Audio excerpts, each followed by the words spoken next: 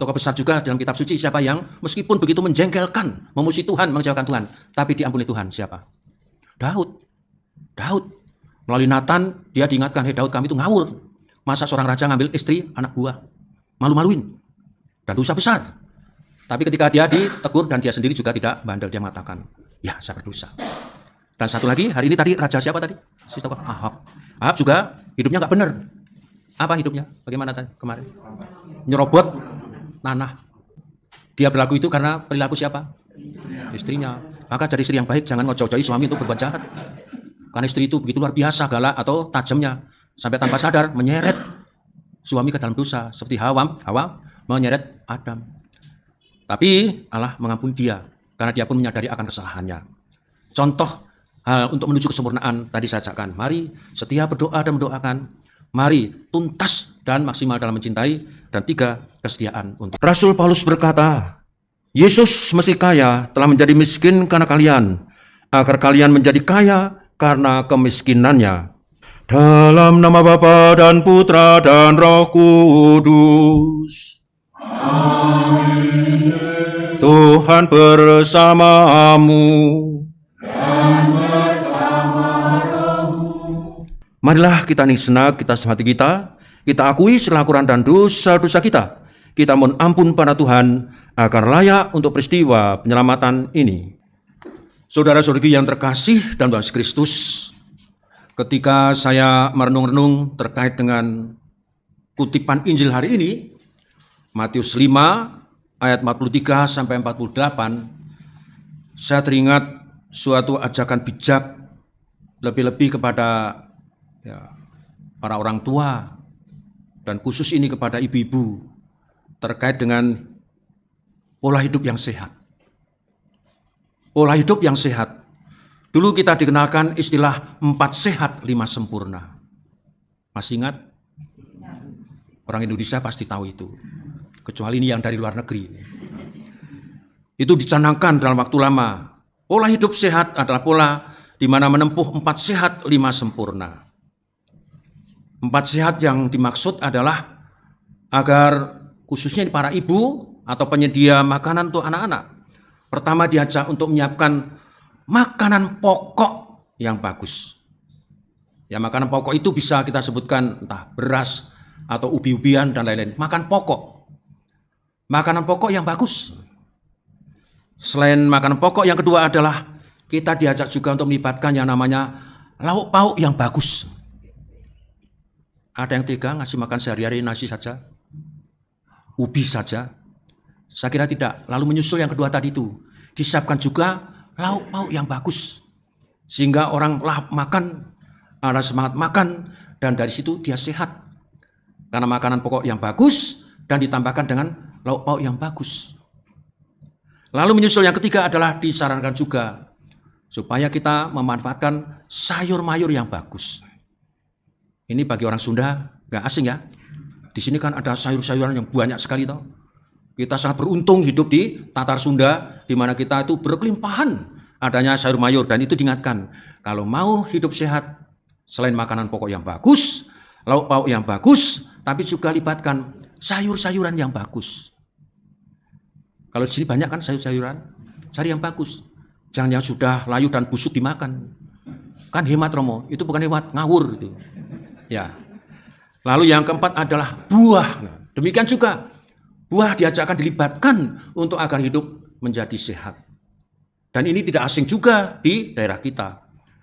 Di Bogor, di Tatar Sunda ini banyak macam buah-buahan. Tidak sulit. Maka itulah yang disebut, mari berpola hidup sehat dengan 4 sehat tadi itu. Makanan pokok sehat, lauk pauk yang sehat, sayur mayur yang sehat, dan juga buah-buahan yang sehat. Lalu digongin satu lagi, apa yang kelima? 5 adalah sempurna kalau diajarkan yuk berbudaya minum susu. Nah ini ajakan 4 sehat 5 sempurna.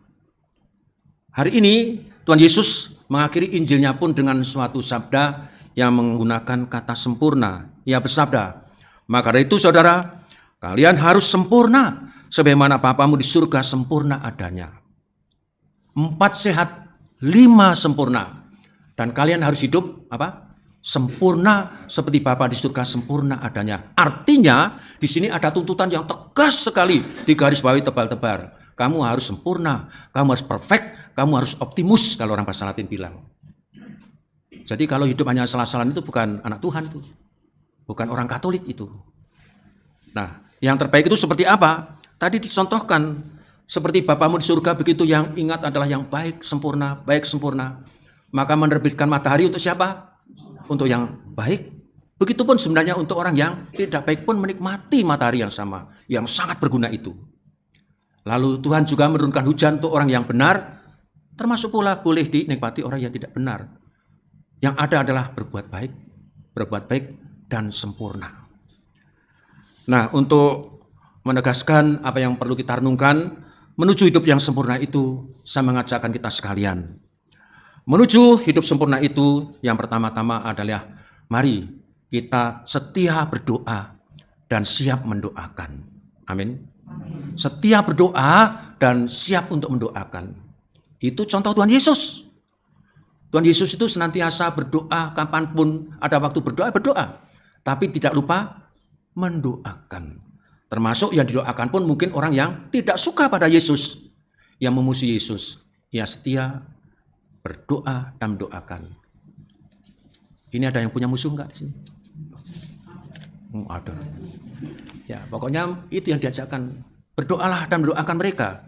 Lalu yang kedua adalah mari kita tulus dan tuntas dalam mengasihi. Karena diajak sempurna. Tidak sekedar mengasihi apalagi hanya ucapan. Bukan. Tapi tulus dan tuntas dalam mengasihi, sehingga engkau menjadi orang yang demikian sempurna. Tadi berdoa, mendoakan, sekarang kita diajak juga mengasihi, mencintai. Dan satu lagi yang saya ajarkan adalah, kalau kita betul juga mau menjadi anak Tuhan yang sempurna, adalah kesediaan untuk mengampuni. Untuk mengampuni. Dalam peristiwa kitab suci, ada 2 pengampunan besar, bahkan 3 pengampunan besar, terhadap orang yang berdosa besar. Pengampunan itu diberikan oleh Tuhan pada orang berdosa itu, yang memusuhi, yang melawan Tuhan itu. Orang berdosa besar pertama siapa? Ya Adam dan Hawa. Tapi tidak dibinasakan. Diberikan kesempatan untuk terus hidup sampai dia berketurunan. Tidak langsung serta-merta dia dihabisi gitu, tidak. Tetap memang diberi hidup Adam Hawa. Lalu tokoh besar juga dalam kitab suci, siapa yang meskipun begitu menjengkelkan, memusuhi Tuhan, mengecewakan Tuhan, tapi diampuni Tuhan, siapa? Daud. Melalui Nathan, dia diingatkan, hei Daud, kami itu ngawur. Masa seorang raja ngambil istri anak buah? Malu-maluin. Dan dosa besar. Tapi ketika dia ditegur dan dia sendiri juga tidak bandel, dia mengatakan, ya saya berdosa. Dan satu lagi, hari ini tadi raja siapa tadi? Si tokoh Ahab. Ahab juga hidupnya nggak benar. Apa hidupnya? Bagaimana tadi kemarin? Nyerobot tanah. Dia berlaku itu karena perilaku siapa? Istrinya. Maka jadi istri yang baik, jangan ngojo-ngojohi suami untuk berbuat jahat. Karena istri itu begitu luar biasa galak atau tajamnya, sampai tanpa sadar menyeret suami ke dalam dosa, seperti Hawa menyeret Adam. Tapi Allah mengampuni dia, karena dia pun menyadari akan kesalahannya. Contoh hal untuk menuju kesempurnaan tadi saya ajarkan. Mari setia berdoa dan mendoakan. Mari tuntas dan maksimal dalam mencintai. Dan 3, kesetiaan untuk mengampuni. Tuhan memberkati.